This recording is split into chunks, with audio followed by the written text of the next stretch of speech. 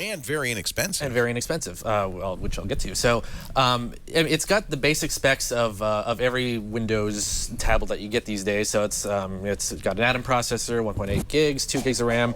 It comes in 32 gigs of storage. And it had a 64 gig one, but I didn't see it on the website today, so I don't know if they discontinued that or not. Oh, interesting. This one is 64 gig, which I got at a deal when they were offering at the same price as 32. It comes with Windows 8.1. It's about 0.87 pounds. It's got one micro USB port for charging and for just USB accessories if you have a dongle, which is not included, just to be aware of. And it's got front and rear cameras, and it will have micro SIM support coming soon, they say. For LTE? Yes, but I don't know when that will be exactly.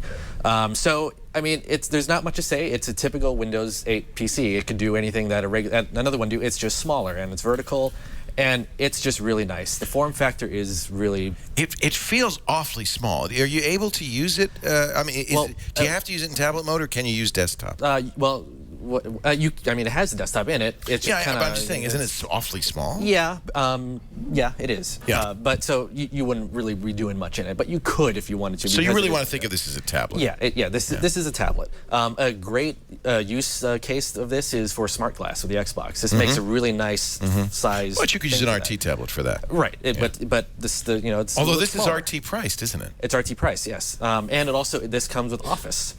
Just like RT. Right. So all the sub 8-inch Windows tablets come with the Office Home Student license. Right. So which is a very handy thing to have. Now the biggest issue with this that a lot of people have pointed out is that the Windows key is not down here where they normally are. It's up at the top right here, which it's not too bad. I mean, it's like, okay, like if you're in an app or something, you can easily go to the charms and just kind of go back. But where this really gets annoying is if it's off and it's sitting on a table and you want to just like quickly kind of like turn it on, you have to like reach it, but then you got to hold it with the other hand so you can press the button. It just gets annoying. And it's not a big deal, but it's just annoying. That's it's just not the expectation. The expectation is I'm going to have a Windows button on the front of the bezel. I would much rather have it here, but it's not a deal breaker. Yeah.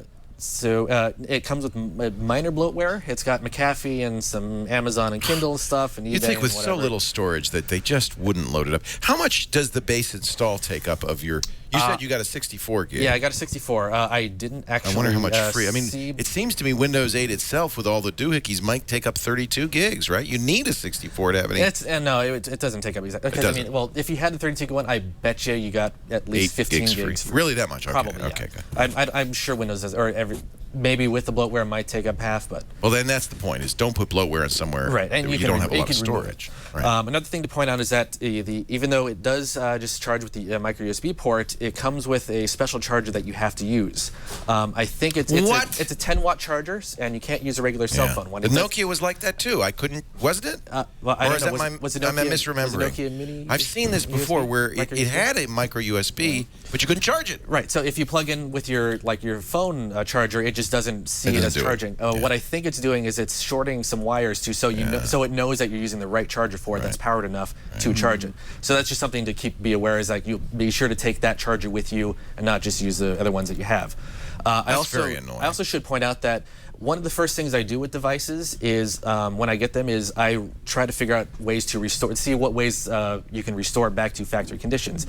This has the regular Windows one and the Dell one, and I happen to just run the Dell one. The first thing I did, in the middle of it, it gave me an error. And I stopped it, and then it booted up fine as if it was new again, except it blue screened a couple times.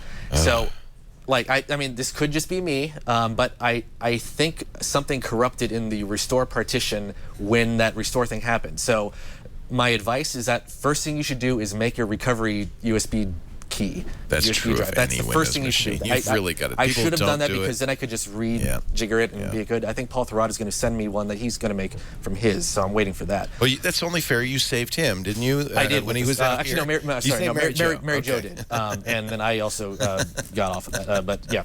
Anyway, so and to be fair, the Surface also uses a proprietary charger. It doesn't charge over the USB. Right. port. It does have its own charger. But I mean, this is a micro USB port. It feels like it should. But like the actual charger bit that you plug the USB into has something in it that's shorting some pins, so it sees that. Because it's high powered, it needs the power because it's a full tablet, not a little phone. So the price of this for the 32 gig is $300. That's amazing. Yeah, that is So I have the 64 gig one. Dell had a deal where you get the 64 going for the 32 gig price. So I jumped at that as soon as I could. Absolutely. And that's just for the bare bones tablet. This is all you get, and the charger. Optional accessories that you can get are a case and a little mini Bluetooth keyboard. USB 3 on there? You know, I'm not sure. I don't think so. Okay. So, but it's Intel. It's an Atom. Is it Atom? Not a Haswell. I don't know. Actually, no, it's not, because it's micro USB. Right. Micro USB, USB 3 has the double thing. one. So no, it's USB 2. Mm-hmm. So pros and cons. Yeah. Pro is the form factor.